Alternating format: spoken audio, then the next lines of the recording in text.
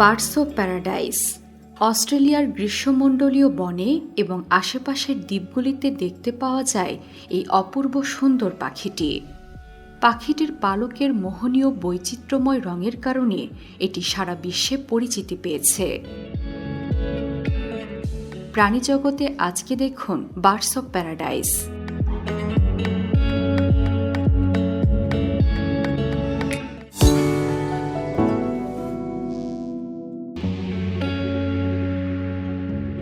পনেরোশো শতকে প্রথম বার্ডস অফ প্যারাডাইস দেখে ইউরোপীয়রা মনে করেছিল এটি পৌরাণিক পাখি ফিনিক্স।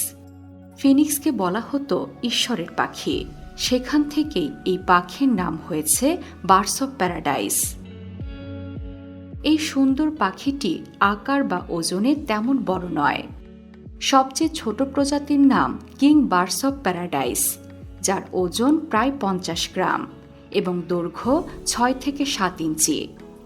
সবচেয়ে বড় প্রজাতি কাল ক্রেস্টেড ম্যানুকোট, যার ওজন প্রায় 430 গ্রাম এবং দৈর্ঘ্য 17 ইঞ্চি। তবে পুরুষ এবং মহিলা পাখিদের আলাদা করা যায় উভয়ের পালকের আকার ও রঙের পার্থক্য দিয়ে।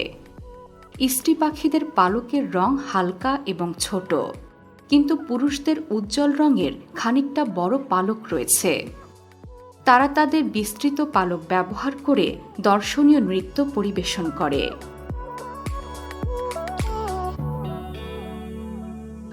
পৃথিবীতে যত প্রজাতির পাখি আছে তাদের মধ্যে বার্ডস অফ প্যারাডাইসের আচরণ সবচেয়ে আকর্ষণীয়।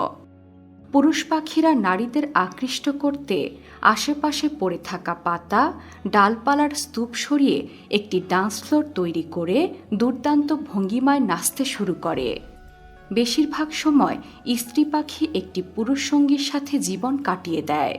আবার কিছু স্ত্রী পাখি আছে যারা প্রতি প্রজনন মৌসুমে নতুন সঙ্গী খুঁজে বেড়ায়। এক্ষেত্রে পুরুষেরা দলবদ্ধ হয়ে নাচে। নাচ দেখে পছন্দ হলে নারীরা তাদের সঙ্গী বেছে নেয়।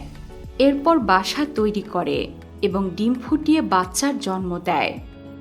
স্ত্রী পাখি পুরুষ পাখির সাহায্য ছাড়াই বাচ্চা বড় করে তুলতে পারে। বার্ডস অফ প্যারাডাইস সাধারণত বনে বা অনুকূল পরিবেশে জীবন কাটিয়ে দেয়।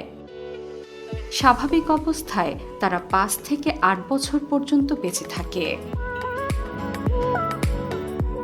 পৃথিবীর বৈচিত্র্যময় প্রাণীদের সম্পর্কে নানা বিস্ময়কর তথ্য জানতে সাবস্ক্রাইব করুন প্রাণীজগৎ।